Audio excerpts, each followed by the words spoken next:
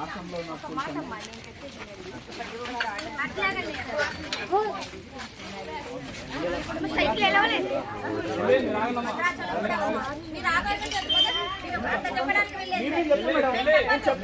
చెప్తాం ఎవరికైనా చెప్పండి, మీరు ఎవరికైనా చెప్పండి. ఎందుకు వెళ్ళొద్దు? హాస్టల్లో ఉన్న సమస్యలు ఉన్నాయి, స్కూల్లో సమస్యలు ఉన్నాయి. మీరు ఎంఈఓ ఇన్ఛార్జ్ పర్మనెంట్ ఎంఈఓ మీరు కాదు కదా, మీరు ఎంప్లాయీ, మీరు ఎంఈఓ ఇక్కడ పర్మనెంట్ ఎంఈఓ కావాలని చెప్పి బంద్ చేస్తాం మేడం. మీరు పోలీసు చేయండి, ఎవరికైనా చేయండి. మీ పిల్లలకి మేము బయట లోన పంపించాము, మీరు చేసుకోండి. మీరు అదే చెప్తున్నారు కదా, స్కూల్లో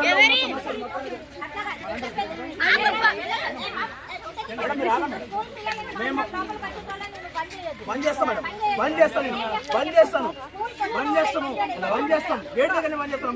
మీ ప్రిన్స్ లోపల రాలే, మేము గేట్ దగ్గరనే బంద్ చేస్తున్నాము.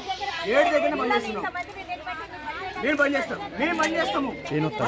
మేము ఏం చెప్పండి మీరు మేడం, మీరు ఒక్క దగ్గరే ప్రతిసారి ఇదే రిపీట్ అవుతుంది. పోయినసారి కూడా అదే చేశారు, గతంలో అదే చేశారు. హాస్టల్లో మేము ఒకటే చెప్తున్నాం మేడం, స్కూళ్ళల్లో సమస్యలు ఉన్నాయి. సమస్యలు ఇవ్వండిరా. అవునండి, మీ ఒక్క రాష్ట్రంలో మీరు ఒక్క స్కూల్ పాల్గొంటుంది కదా, అదే మరి జిల్లా మొత్తం పని అయింది కదా.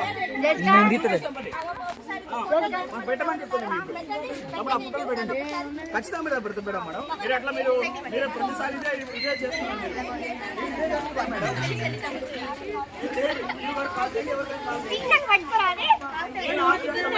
మీరు పోలీస్ స్టేషన్ పెట్టండి, మాకు వచ్చే ఇబ్బంది లేదు. మేము వాళ్ళకి సమస్యల కోసం మేము చెప్తున్నాము. కనీసం అసలు లైట్ ఉంటే ఫ్యాన్ అంటే లైట్ లేదు, చాలా ఇబ్బందులు ఉన్నాయి కదా. మీకు కూడా తెలుసు, మీకు కూడా తెలుసు. మీరు బయటకు వచ్చి బంద్ చేయలేరు కదా. గవర్నమెంట్ ఎంప్లాయీ దాదాపు సంవత్సరాలు గడుస్తున్నాయి మేడం. మరి ఇక్కడ కనీసం ఒక పర్మనెంట్ ఎంఈఓ లేదు ఇక్కడ, సంవత్సరాలు గడుస్తున్నాయి కదా. ఎవరు చెప్పాలి? మీరు వచ్చి స్కూల్లో ఉంటారు. మీరు ఒకటే చెప్తున్నా మేడం, సంవత్సరాలు గడుస్తున్న విద్యా సంస్థలలో మౌలిక సదుపాయాలు లేక చాలా ఇబ్బంది అవుతుంది. బడ్జెట్ కేటాయించలేదు.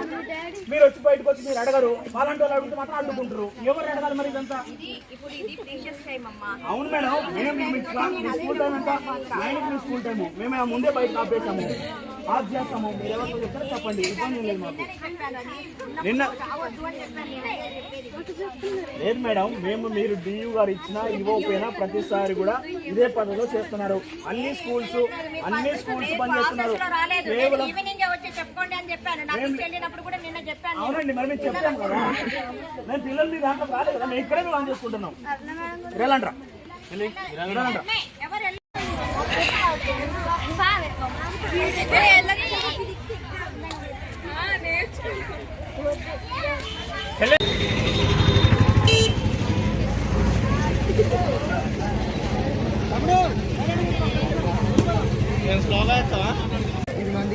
ఇంకా విద్యారంగ సమస్యలు పరిష్కారం చేయాలని చెప్పేసి విద్యారంగంలో నెలకొన్నటువంటి సమస్యలని ఈ రాష్ట్రంలో విద్యాశాఖ మంత్రి నియమించాలని, పెండింగ్ లో ఉన్న స్కాలర్షిప్ ని విడుదల చేయాలని, స్కూల్ హాస్టల్ సంబంధించినటువంటి కళాశాలల్లో లెక్చరర్ పోస్టులను భర్తీ చేయాలని, స్కూళ్లలో టీచర్ పోస్టులు, ఎంఈఓ డిఓ పోస్టులను భర్తీ చేయాలని, అట్లాగే బేస్ సర్వెంట్స్ సంబంధించినటువంటి స్కూళ్లలో పెండింగ్ లో ఉన్న బిల్స్ ని విడుదల చేయాలని చెప్పేసి, అట్లాగే హాస్టల్లో చదువుతున్నటువంటి విద్యార్థులకి కాస్మోటిక్ ఛార్జెస్ పెంచిన లాంటివి కూడా కనీసం రిలీజ్ చేయకోకుండా అనేక ఇబ్బందులు పడతా ఉన్నారు.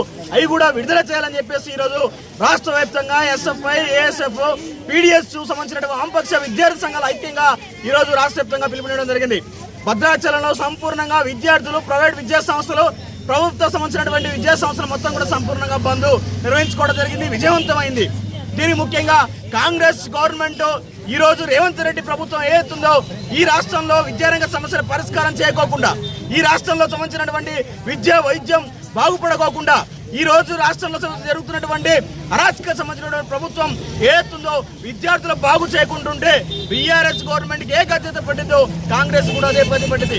ఎందుకంటే ఈ రోజు విద్యార్థులకు సంబంధించిన చదువుకోవాలంటే వసతులు లేక బడ్జెట్ లేక అనేక ఇబ్బందులు పెడతా ఉన్నారు. కాబట్టి దీని మీద తక్షణమే సంబంధించిన దాంట్లో కూడా వెంటనే ప్రభుత్వం స్పందించాల్సిన అవసరం ఉంది. ఇక్కడ ఉన్నటువంటి లోకల్ సంబంధించినటువంటి ఎంఈఓలు ఎవరెత్తున్నారో వీళ్ళు మొత్తం కూడా ఇక్కడ ఈరోజు విద్యా శాఖ సంబంధించినటువంటి చైర్మన్ ఎవరెత్తున్నారో వాళ్ళ ఇవాళ వస్తుందని చెప్పేసి ఈరోజు మొత్తం కూడా ఈ ధర్నాన్ని విచ్ఛిన్నం చేయడం కోసం ప్రయత్నం చేశారు. కాబట్టి ఎంఈఓ గారు మీరు కూడా గుర్తుంచుకోవాల్సింది ఏంటంటే విద్యార్థుల భవిష్యత్తు ఏదైతుందో విద్యార్థులు బాగుంటేనే ఈ రాష్ట్రం బాగుంటుంది. మీ పిల్లల్ని మాత్రం ఎంఈఓ గారు పిల్లల్ని మాత్రం ఆ గవర్నమెంట్ స్కూల్లో ఎందుకు చదవనీయట్లేదో కూడా అర్థం కావాల్సిన పరిస్థితి కనపడతా ఉంది. ప్రభుత్వం సంబంధించినటువంటి పాఠశాలల్లో అట్లాగే కళాశాలల్లో చెప్తున్నటువంటి లెక్చరర్లు కానీ టీచర్లు కానీ ఎంఈఓలు కానీ మీ స్కూళ్ళల్లో మీ కాలేజీలలో ఎందుకు చదివేయట్లేదు అని కూడా మీరు ప్రశ్నించుకోవాల్సిన అవసరం ఉంది. కాబట్టి దీని మీద తక్షణం వెంటనే ఖచ్చితంగా చర్యలు తీసుకోవాలి. విద్యారంగ సమస్యలు పరిష్కారం చేయాలి. లేకుంటే రానున్న రోజుల్లో స్కూళ్ళు కాలేజీ యూనివర్సిటీలు మొత్తాన్ని కూడా కలుపుకొని పెద్ద ఎత్తున ధర్నాలు చేసి గద్దె దించేంత వరకు కాంగ్రెస్ గవర్నమెంట్ గద్దె దించేంత వరకు పోరాటం కొనసాగుతుందని చెప్పి పీడీఎస్ హెచ్చరిస్తూ ఉంది.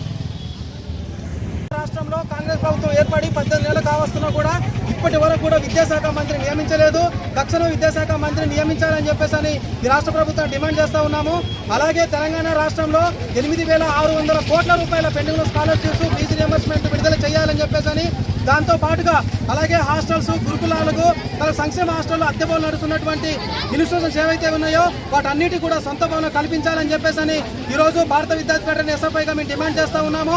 అలాగే ఇప్పటి వరకు నిరుద్యోగులు చాలా మంది ఉన్నారు. ఖాళీగా ఉన్నటువంటి పోస్టులన్నీ కూడా విడుదల చేయాలని చెప్పేసి ఎస్ఎఫ్ఐగా మేము డిమాండ్ చేస్తూ ఉన్నాము. అలాగే రేవంత్ రెడ్డి మేము విద్యార్థులుగా డిమాండ్ చేస్తూ ఉన్నాము. ఇంతవరకు కూడా కాంగ్రెస్ ప్రభుత్వంలో విద్యాశాఖ మంత్రిని నియమించలేదంటే ఇంత చేతగాని దత్తం ప్రభుత్వం ఉంది. కాబట్టి విద్యా వ్యవస్థ బాగుపడాలంటే ఖచ్చితంగా విద్యాశాఖ మంత్రి అవసరము. కాబట్టి ఈ రాష్ట్రంలో విద్యాశాఖ మంత్రి నియమించి విద్యా వ్యవస్థని గాల్లో పెట్టాల్సినటువంటి అవసరం మీకు ఉంది. కాబట్టి తక్షణమే ఈ రోజు రాష్ట్ర వ్యాప్తంగా వామపక్ష విద్యా సంఘాల ఆధ్వర్యంలో మొత్తం బంద్ నిర్వహణ జరుగుతూ ఉంది.